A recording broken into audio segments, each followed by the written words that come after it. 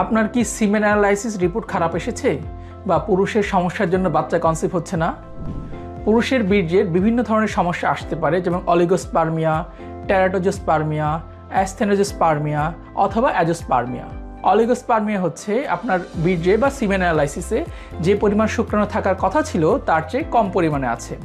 টেরাটোজোস্পার্মিয়া হচ্ছে আপনার বীর্যে শুক্রাণু আছে কিন্তু সেটির স্ট্রাকচারগুলো ঠিক নেই বা গঠনগতভাবে কিছু সমস্যা আছে।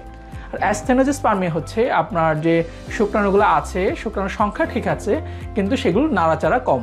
অ্যাজোস্পার্মিয়া হচ্ছে আপনার সিমেনে একেবারেই শুক্রাণু নেই বা শুক্রাণুর সংখ্যা শূন্য। অ্যাজোস্পার্মিয়া দুই ধরনের হতে পারে, একটি হচ্ছে অবস্ট্রাকটিভ অ্যাজোস্পার্মিয়া আর একটি হচ্ছে নন অবস্ট্রাকটিভ অ্যাজোস্পার্মিয়া। অবস্ট্রাকটিভ অ্যাজোস্পার্মিয়া হচ্ছে আপনার শুক্রাণু তৈরি হচ্ছে কিন্তু সেটি বাইরে বের হয়ে আসতে পারছে না কোনো পাথওয়েতে ব্লক বা অবস্ট্রাকশন থাকার জন্য। আর নন অবস্ট্রাকটিভ অ্যাজোস্পার্মিয়া হচ্ছে আপনার ভিতর থেকেই শুক্রাণু উৎপন্ন হচ্ছে না। এখন আসি কী কারণে এই ধরনের অ্যাজোস্পার্মিয়া বা শুক্রাণুর সংখ্যা শূন্য থাকতে পারে। অবস্ট্রাকটিভ অ্যাজোস্পার্মিয়ার কারণ হচ্ছে আপনার যদি কোনো ইনফেকশন থাকে, যেমন যৌনবাহিত রোগ, যৌনবাহিত ইনফেকশন, সেগুলোর কারণে আপনার ভাস ডিফারেন্স যেটি আছে, যেটির মাধ্যমে শুক্রাণুটা আসবে, শুক্রাণু চলাচল করার পাথওয়ে সেটি বন্ধ হয়ে যায়। আর নন অবস্ট্রাকটিভ অ্যাজোস্পার্মিয়া হচ্ছে কোনো হরমোনাল কারণে বা কোনো জিনগত কারণে বা কোনো বংশগত কারণে বা আপনার কোনো লাইফস্টাইল বা জীবনযাত্রার পরিবর্তনের কারণে আপনার শুক্রাণু ভিতর থেকে একেবারেই উৎপন্ন হচ্ছে না। এখন আসি কী কী কারণে অ্যাজোস্পার্মিয়া হতে পারে। অ্যাজোস্পার্মিয়ার একটি কারণ আমি আগেই বলেছি যে আপনার যদি কোনো যৌনবাহিত রোগ থাকে বা যৌনবাহিত ইনফেকশন থাকে, সেটির কারণে পাথওয়ে বন্ধ হয়ে বা ব্লক হয়ে আপনার অ্যাজোস্পার্মিয়া হতে পারে। আরেকটি হতে পারে হরমোনাল কারণে, আপনার যদি কোনো হরমোনের ঘাটতি থাকে, যেমন টেস্টোস্টেরন হরমোনের ঘাটতি, থাইরয়েড হরমোনের তারতম্য, এলএইচ অথবা এফএসএইচ হরমোনের ঘাটতি, অথবা আপনার লাইফস্টাইলে পরিবর্তন, যে আপনি জীবনযাত্রা ঠিক নেই, আপনি নাইট ডিউটি করছেন, আপনি কম ঘুমাচ্ছেন বা আপনি বেশি স্ট্রেসে আছেন, এগুলোর কারণে আপনার অ্যাজোস্পার্মিয়া হতে পারে।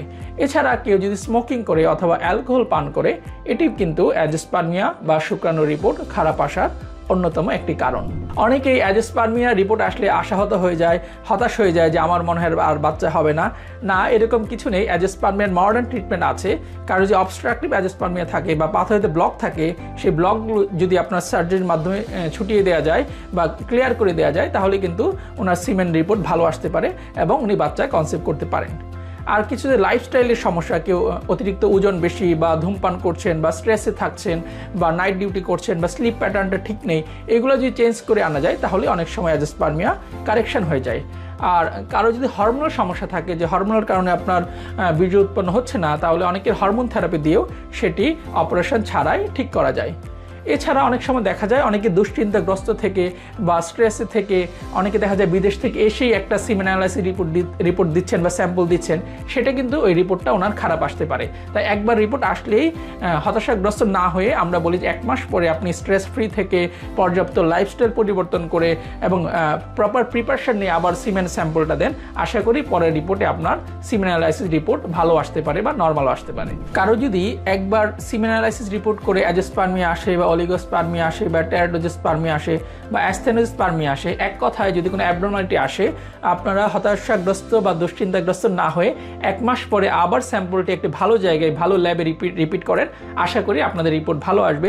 এরপরেও যদি আপনাদের সমস্যা ঠিক না হয়, আপনি একজন ইনফার্টিলিটি স্পেশালিস্ট বা একজন হরমোন বিশেষজ্ঞ বা একজন ইউরোলজিস্টের পরামর্শ নিতে পারেন। ধন্যবাদ।